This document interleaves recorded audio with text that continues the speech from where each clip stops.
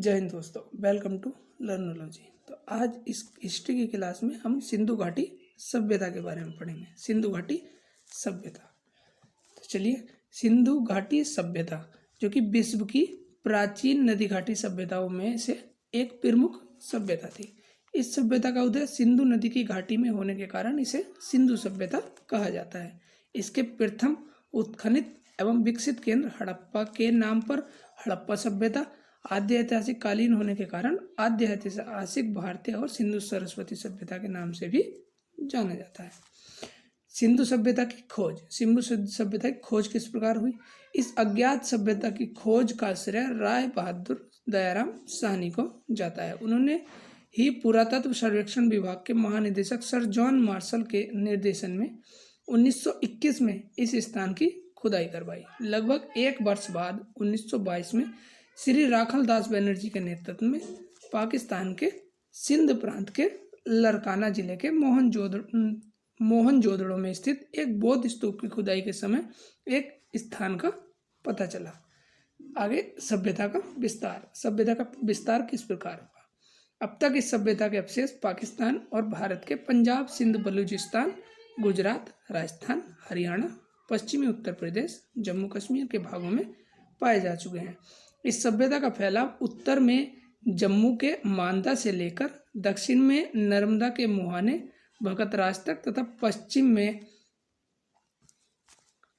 मकरान समुद्र तट पर सुतकांगेडोर से लेकर पूर्व में पश्चिम उत्तर प्रदेश तक मेरठ तक इस सभ्यता का सर्वाधिक पश्चिमी पूरा स्थल सुतकांगेडोर, पूर्वी स्थल आलमगीरपुर जो कि उत्तर प्रदेश के मेरठ में पड़ता है, उत्तरी पूरा स्थल मांडा जो कि जम्मू कश्मीर में पड़ता है और दक्षिणी पूरा स्थल दायमाबाद जो कि गुजरात में पड़ता है। लगभग त्रिभुजाकार वाला यह भाग कुल 12,99,600 किलोमीटर तक फैला है।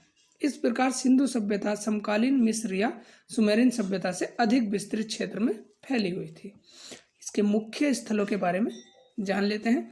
इसके मुख्य स्थल में सबसे पहला स्थल आता है हड़प्पा जो कि 6000 से 2600 ईसा पूर्व की एक सुव्यवस्थित नगरीय सभ्यता थी। मोहनजोदड़ो, मेहरगढ़ और लोथल की ही श्रृंखला में हड़प्पा में भी पुरातत्व उत्खनन किया गया। यहाँ मिस्र और मेसोपोटामिया जैसी ही प्राचीन सभ्यता के अवशेष मिले। इसकी खोज 1920 में की गई। वर्तमान में यह पाकिस्तान के पंजाब प्रांत में स्थित है। सन 1857 में लाहौर मुल्तान रेलमार्ग बनाने में हड़प्पा नगर की ईंटों का इस्तेमाल किया गया, जिससे इसे बहुत नुकसान पहुंचा। आगे नगर आता है मोहनजोदड़ो जिसका अर्थ है मुर्दों का टीला, जो कि 2600 ईसा पूर्व की एक सुव्यवस्थित नगरीय व्यवस्था थी। हड़प्पा, मेहरगढ़ और लोथल की ही श्रृंखला में मोहनजोदड़ो में भी पुरातत्व उत्खनन किया गया। यहाँ मिस्र और मेसोपोटामिया जैसी ही प्राचीन सभ्यता के अवशेष मिले हैं। आगे आता है चहुदड़ो। मोहनजोदड़ो के दक्षिण में स्थित चहुदड़ो नामक स्थान पर मोहर एवं गुड़ियों के निर्माण के साथ साथ हड्डियों से भी अनेक वस्तुओं का निर्माण होता था। इस नगर की सर्वप्रथम 1931 में एन गोपाल मजूमदार ने किया था और 1943 में मैके द्वारा यहाँ उत्खनन करवाया गया। सबसे निचले स्तर पर सैंधव संस्कृति के साथ से मिलते हैं। आगे नगर आता है लोथल, जो कि यह गुजरात के अहमदाबाद जिले में भोगवा नदी के किनारे सर्गबाला नामक ग्राम के समीप स्थित था। खुदाई 1954 और 55 ईस्वी को रंगनाथ राव के द्वारा की गई। लोथल जो कि सिंधु घाटी सभ्यता का एकमात्र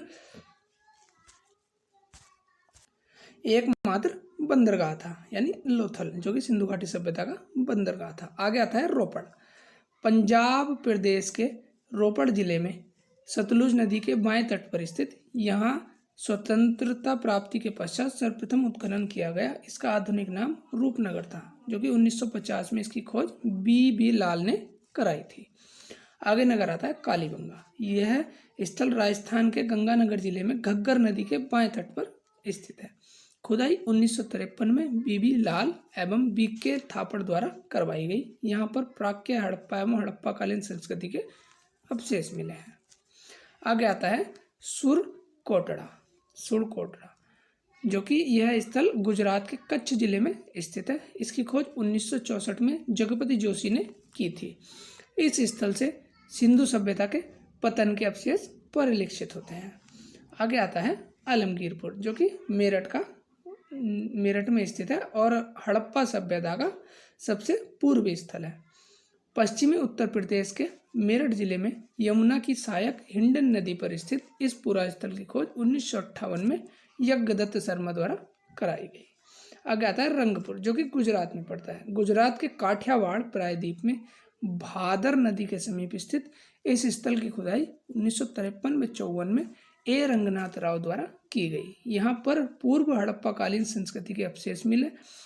यहाँ मिले कच्ची ईंटों के दुर्ग, नालियाँ, मृदभांड, बांट, पत्थर के फलक आदि महत्वपूर्ण है। यहाँ धान की भूसी के ढेर मिले हैं। यहाँ उत्तरोत्तर हड़प्पा संस्कृति के साक्ष्य प्राप्त हुए हैं। आगे आता है बनवाली, जो कि हरियाणा में पड़ता है। हरियाणा के हिसार जिले में स्थित दो सांस्कृतिक अवशेषों के अवस्थाओं के अवशेष मिले हैं। हड़प्पा एवं हड़प्पा कालीन इस स्थल की खुदाई 1973 में 74 ईस्वी में रविंद्र सिंह बिष्ट के नेतृत्व में की गई। अलीमुराद सिंध प्रांत में स्थित इस नगर में कुआ, मिट्टी के बर्तन, कार्नेलियन के मनके एवं पत्थरों से निर्मित एक विशाल दुर्ग के अवशेष मिले हैं। इसके अतिरिक्त इस स्थल से बैल की लघु मृण मूर्ति एवं कांसे की कुल्हाड़ी भी मिली है। सुत कांगेडोर, जो कि दक्षिणी बलूचिस्तान में स्थित है। यह स्थल दक्षिण बलूचिस्तान में दास्क नदी के किनारे स्थित है, जो कि हड़प्पा सभ्यता का सबसे पश्चिमी स्थल है। आगे हड़प्पा सभ्यता की संबंधित कुछ नवीन क्षेत्रों के बारे में जान लेते हैं, जैसे खरवी अहमदाबाद में, कुनुतासी गुजरात में पड़ता है, बालाकोट बलूचिस्तान में, अल्लादीनो अरब महासागर में और भगवानपुरा हरियाणा में, देसलपुर गुजरात में और रोजदी गुजरात में पड़ता है। आगे आता है नगर निर्माण की योजना, यानी हड़प्पा सभ्यता की नगर निर्माण की योजना क्या थी। इस सभ्यता की सबसे विशेष बात थी कि विकसित नगर निर्माण योजना इस सभ्यता के महत्वपूर्ण स्थलों के नगर निर्माण में समरूपता थी। नगरों के भवनों के बारे में विशिष्ट बात यह थी कि ये जाल की तरह विन्यस्त थे। नगर निर्माण एवं भवन निर्माण किस प्रकार था।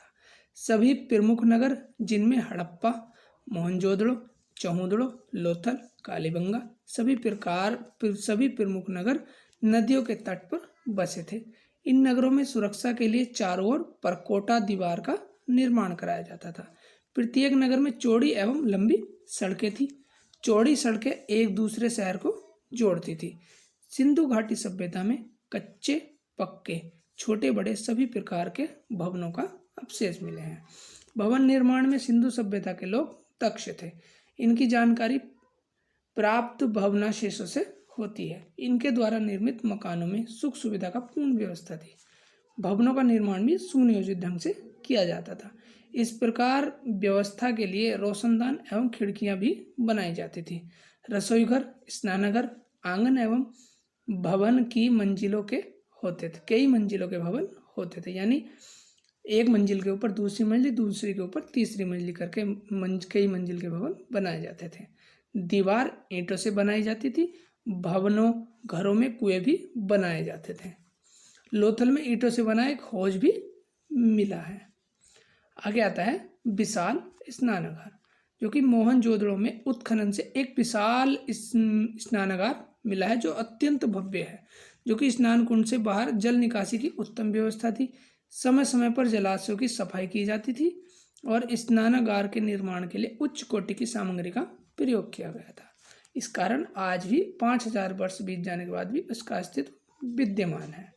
आगे आता है अन्न भंडार, जो कि हड़प्पा नगर के उत्खनन में यहाँ के किले के राजमार्ग में दानों और 6 पंक्तियों वाले अन्न भंडार के अवशेष मिले हैं। अन्न भंडार की लंबाई 18 मीटर व चौड़ाई 7 मीटर थी। इसका मुख्य द्वार नदी की ओर खुलता था, ऐसा कि जलमार्ग से अन्न लाकर यहाँ एकत्रित किया जाता था। संभवतः उस समय इस प्रकार के विशाल अन्न भंडार को ही राजकीय कोषागार के मुख्य रूप थे। आगे आता है जल निकासी प्रणाली। सिंधु घाटी की जल निकासी की योजना अत्यधिक उच्च कोटि की थी। नगर में नालियों का जाल बिछा हुआ था। सड़क और गलियों के दोनों ओर ईंटों की पक्की नलियां बनाई गई थी। मकानों की नालियां सड़कों या गलियों की नालियों में मिल जाती थी और नालियों को ईंटों और पत्थरों से ढकने की भी व्यवस्था थी। इन्हें साफ करने स्थान स्थान पर गड्ढे या नलकूप बने हुए थे। इस मलकूपों में कूड़ा करकट जमा हो जाता था और नालियों का प्रवाह अवरुद्ध नहीं होता था। नालियों के मोड़ों और संगम पर ईंटों का प्रयोग किया जाता था। आगे आती हैं सड़कें। सिंधु घाटी सभ्यता की सड़कें कैसी थी? सिंधु सभ्यता में सड़कों का जाल नगर की ओर की कई भागों में विभाजित करता था। सड़कें पूर्व से पश्चिम एवं उत्तर से दक्षिण की ओर जाती थी, एक दूसरे को समकोण पर काटती थी और मोहनजोदड़ो में पाए गए मुख्य मार्गों की चौड़ाई लगभग 9.15 मीटर और गलियां करीब 3 मीटर चौड़ी होती थी। सड़कों का निर्माण मिट्टी से किया गया था। सड़कों की दोनों ओर नालियों का निर्माण पक्की ईंटों द्वारा किया गया था। इन नालियों में थोड़ी दूर पर मानुष मोखे बनाए गए थे। नलियों के जल निकास का इतना उत्तम प्रबंध किसी भी अन्य समकालीन सभ्यता में नहीं मिलता। आगे आता है सामाजिक जीवन, यानी सिंधु घाटी सभ्यता का सामाजिक जीवन कैसा था। हड़प्पा जैसी विकसित सभ्यता एक मजबूत कृषि ढांचे पर ही पनप सकती थी। हड़प्पा के किसान नगर की दीवारों के समीप नदी के पास मैदानों में रहते थे। यह शिल्पकारों, व्यापारियों और अन्य शहर में रहने वालों के लिए अतिरिक्त अन्न पैदा करते थे। कृषि के अलावा ये लोग बहुत सी अन्य कलाओं में भी विशेष रूप से निपुण थे। जैसे घरों के आकारों में भिन्नता को देखते हुए कुछ विद्वानों का मत है कि हड़प्पा समाज वर्गों में बटा था। आगे आता है भोजन। उनका भोजन किस प्रकार था? हड़प्पा संस्कृति के लोग भोजन के रूप में गेहूं, चावल, तिल, मटर आदि का उपयोग करते थे। लोग मांसाहारी भी थे, विभिन्न जानवरों का शिकार कर रखते थे और फलों का प्रयोग भी करते थे। खुदाई से बहुत सारे ऐसे बर्तन मिले हैं जिनसे आकार एवं प्रकार से खाद्य एवं पेय सामग्रियों की विविधता का पता चलता है। पीसने के लिए चक्की का प्रयोग करते थे। आगे आता है वस्त्र। उनके वस्त्र किस प्रकार थे? सिंधु सभ्यता के निवासियों का वेशभूषा के संबंध में कहा जाता है कि महिलाएं घाघरा साड़ी एवं पुरुष धोती एवं पगड़ी का प्रयोग करते थे। स्वयं हाथ से धागा बुनकर वस्त्र बनाते थे। आगे आता है आभूषण एवं सौंदर्य प्रसाधन। उनका आभूषण और सौंदर्य प्रसाधन किस प्रकार का था? स्त्री पुरुष दोनों आभूषण धारण करते थे। आभूषणों में हार, कंगन, अंगूठी, कर्णफूल, भुजबंद, हंसली, कड़े, करधनी, पायजेब आदि विशेष उल्लेखनीय हैं। कई लड़ी वाली करधनी और हार भी मिले हैं। आभूषण सोने, चांदी, पीतल, तांबा, हाथी दांत, हड्डियों और पकी मिट्टी के बने होते थे। अमीर बहुमूल्य धातु और जवाहरातों के आभूषण धारण करते थे। स्त्री पुरुष दोनों श्रृंगार प्रेमी थे।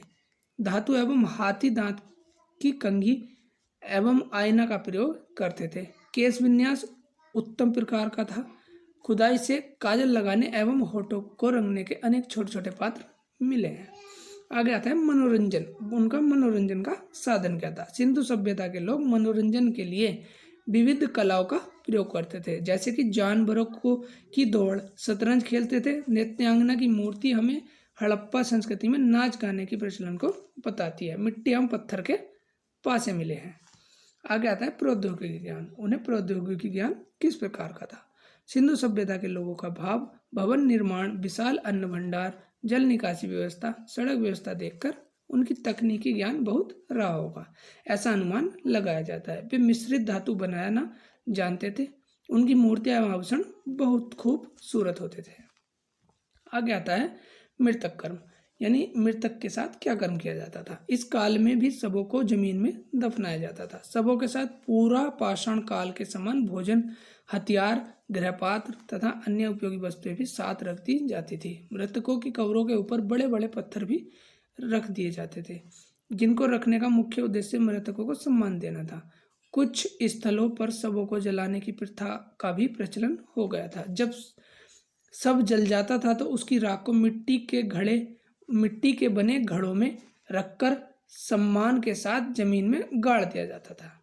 आगे है चिकित्सा विज्ञान। उनका चिकित्सा विज्ञान किस प्रकार का था? सिंधु सभ्यता के निवासी विभिन्न औषधियों से परिचित थे तथा हिरण, बारहसिंगे के सींगों, नीम की पत्तियों एवं शिलाजीत का औषधियों की तरह प्रयोग करते थे। उल्लेखनीय है कि सिंधु सभ्यता में खोपड़ी के शल्य चिकित्सा के उदाहरण भी कालीबंगा एवं लोथल से प्राप्त होते हैं। समुद्र फेन या झाग भी औषधि के रूप में प्रयोग लाए जाते थे। आगे आता है सिंधु सभ्यता का आर्थिक जीवन। उनका आर्थिक जीवन किस प्रकार का था? जैसे कृषि एवं पशुपालन। आज के मुकाबले में सिंधु सभ्यता प्रदेश में पूर्व से बहुत उपजाऊ था। सिंधु की उर्वरता एक कारण सिंधु नदी से प्रतिवर्ष आने वाली बाढ़ भी थी। गांव की रक्षा के लिए खड़ी पक्की ईंटों की दीवार इंगित करती थी कि बाढ़ हर साल आती थी। यहाँ के लोग बाढ़ के उतर जाने के बाद नवंबर के महीने में बाढ़ वाले मैदानों में बीज बो देते थे और अगली बाढ़ आने से पहले अप्रैल के महीने में गेहूं और जौ की फसल काट लेते थे। यहाँ कोई फावड़ा या फाल तो नहीं मिला, लेकिन कालीबंगा में प्राक्य हड़प्पा सभ्यता के जो कूट हल रेखा मिले हैं, उनसे आभास होता है कि राजस्थान में इस काल में हल जोते जाते थे। सिंधु सभ्यता के लोग गेहूं, जौ, राई, मटर, ज्वार आदि अनाज पैदा करते थे। वे 2 किस्म के गेहूं पैदा करते थे। बनावली में जो उन्नत किस्म का है, इसके अलावा वे तिल और सरसों भी उपजाते थे। सबसे पहले कपास भी यहीं पैदा की गई। इसी के नाम पर यूनान के लोग इस सिंडन कहने लगे। हड़प्पा यो तो एक कृषि प्रधान संस्कृति थी, पर यहाँ के लोग पशुपालन भी करते थे। बैल, गाय, भैंस, बकरी, भेड़ और सुअर पाला जाता था। हड़प्पाई लोगों को हाथी तथा गेंडे का भी ज्ञान था। आगे इनके व्यापार के बारे में जान लेते हैं। इनका व्यापार किस प्रकार का था? यहाँ के लोग आपस में पत्थर, धातु, सिल्क, हड्डी आदि का व्यापार करते थे। एक बड़े भूभाग में ढेर सारी शिल्प, मुद्रा, एक रूपलिपि और मानकीकृत मापतोल के प्रमाण मिले हैं। वे चक्के से परिचित थे और संभवतः आजकल के इक्के यानी रथ जैसा कोई वाहन प्रयोग करते थे। ये अफगानिस्तान और ईरान, फारस से व्यापार करते थे। इन्होंने उत्तरी अफगानिस्तान में एक वाणिज्यिक उपनिवेश स्थापित किया, जिससे उन्हें व्यापार में सहूलियत होती थी। बहुत सी हड़प्पाई शिल्प मेसोपोटामिया से मिली हैं, जिनसे लगता है कि मेसोपोटामिया से भी उनका व्यापार संबंध था। मेसोपोटामिया के अभिलेखों में महलुओं के साथ व्यापार के प्रमाण मिले हैं। साथ ही 2 मध्यवर्ती व्यापार केंद्रों का भी उल्लेख मिलता है, दलमून और माकन। दलमून की पहचान शायद फारस खाड़ी की बहरीन की जा सकती है। आगे आते हैं उद्योग धंधे। इनके उद्योग धंधे कहते हैं। यहाँ के नगरों में अनेक व्यापार धंधे प्रचलित थे। मिट्टी के बर्तन बनाना में ये बहुत कुशल थे। मिट्टी के बर्तनों पर काले रंग से भिन्न भिन्न प्रकार के चित्र बनाए जाते थे। कपड़ा बनाने का व्यवसाय उन्नत अवस्था में था, उसका विदेशों में भी निर्यात होता था। जोहरी का भी उन्नत अवस्था में था। मनके और ताबीज बनाने का कार्य लोकप्रिय था। अभी तक लोहे की कोई वस्तु नहीं मिली, अतः सिद्ध होता है कि इन्हें लोहे का ज्ञान नहीं था। आगे आता है कला का विकास। सिंधु सभ्यता कला का विकास किस प्रकार का था? मूर्ति कला या प्रतिमाएं। हड़प्पा सभ्यता के लोग धातु की सुंदर प्रतिमाएं बनाते थे। इनका सबसे सुंदर नमूना कांसे की एक नर्तकी की मूर्ति है।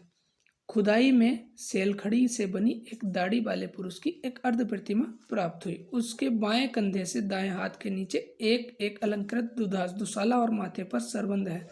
पत्थर की बनी हुई 2 पुरुषों की प्रतिमाएं हड़प्पा की लघु मूर्ति कला की उदाहरण है। आगे आती है चित्रकला। अनेक बर्तनों तथा मोहरों पर बने चित्रों से ज्ञात होता है कि सिंधु सभ्यता के लोग चित्रकला में अत्यधिक प्रवीण थे। मोहरों पर सांडों और भैंसों की सर्वाधिक कलापूर्ण ढंग से चित्रकारी की गई। वृक्षों के भी चित्र बनाए गए। आगे आता है मुद्रा कला। हड़प्पा की खुदाई में विभिन्न प्रकार की मुद्राएं मिली। ये मुद्राएं वर्गाकार आकृति की हैं, जिन पर एक और पशु के चित्र बने हैं तथा दूसरी ओर लेख हैं। ये हाथी दांत पे मिट्टी के लगभग 3600 मोहरें प्राप्त हुई हैं। आगे आता है धातु कला। सिंधु सभ्यता के कलाओं में धातु कला, जिसमें विशेष स्वर्ण कला का उल्लेख मिलता है। यहाँ के सोनारों द्वारा गलाई, ढलाई, नक्काशी जोड़ने आदि का कार्य किया जाता था। सिंधु काल की कलाकृतियाँ इतनी विलक्षण और मनोहर है कि कारीगर पर आज का सुनार भी गर्व कर सकता है। आगे आता है पात्र निर्माण। खुदाई में अनेक ताम्र एवं मिट्टी के पात्र मिले हैं जो बहुत सुंदर और उच्च कोटि के हैं। वर्गाकार, आयताकार, गोलाकार के में बनाए जाते थे। ये पानी भरने और अनाज रखने के काम में आते थे। आगे आता है ताम्र पात्र निर्माण कला। खुदाई में अनेक तांबे के पात्र मिले हैं, यानी तांबे से पात्र बनाए जाते थे जो वर्गाकार और आयताकार होते थे। आगे आता है वस्त्र निर्माण कला। सिंधु सभ्यता की खुदाई की गहरतों तकलियां प्राप्त हुई हैं जिनसे सूत काटने के काम में भी लिया जाता था। आगे आता है नृत्य और संगीत कला। सिंधु सभ्यता के लोग इस बात के भी प्रमाण है कि सिंधुवासी नृत्य और संगीत के परिचित थे। पहले हम कांसे की बनी नर्तकी की मूर्ति का उल्लेख कर रहे हैं। इससे स्पष्ट है कि सिंधु प्रदेश में नृत्य कला की प्रचार था। इस मूर्ति की भाव भंगिमा वैसी ही हृदय ग्राही है जैसे कि ऐतिहासिक युग की मूर्तियां देखने को मिलती हैं। बर्तनों पर कुछ ऐसे चित्र मिले हैं जो ढोल और तबले से मिलते जुलते हैं। अनुमान है कि सिंधुवासी वाद्य यंत्र को भी बनाना जानते थे। आगे आता है लिपि या लेखन। मेसोपोटामिया के निवासियों की तरह हड़प्पा वासियों ने भी लेखन का विकास किया। यद्यपि इस लिपि से पहले नमूने 1853 में प्राप्त हुए थे, पर अभी तक विद्वान इसका अर्थ नहीं निकाल पाए। कुछ विद्वानों ने तो इसे पढ़ने के लिए कंप्यूटर का भी प्रयोग किया, परंतु इस लिपि का द्रविड़, संस्कृत और सुमेरु भाषाओं से संबंध स्थापित करने के प्रयत्नों का भी कोई संतोषजनक प्रमाण नहीं मिला। यानी सिंधु सभ्यता की लिपि कोई चित्र लेखन है जो कि आज तक पढ़ी नहीं गई। आगे आता है धार्मिक जीवन, यानी सिंधु सभ्यता का धार्मिक जीवन कैसा था। हड़प्पा के लोग एक ईश्वर्य में विश्वास रखते थे, जैसे शिव पूजा। मोहनजोदड़ो से मेके को एक मुहर प्राप्त हुई जिस पर अंकित देवता को मार्शल ने शिव का आदि रूप माना। आज भी धर्म में शिव को सर्वाधिक महत्ता है। मातृदेवी की पूजा। सैंधव संस्कृति से सर्वाधिक संख्या में नारी मृण्मय मूर्तियां मिलने से मातृ देवी का पूजा का पता चलता है। यहाँ के लोग मातृ देवी की पूजा पृथ्वी की उर्वरा शक्ति के रूप में करते थे। आगे मूर्ति पूजा। हड़प्पा संस्कृति के समय में मूर्ति पूजा आरंभ हो गई।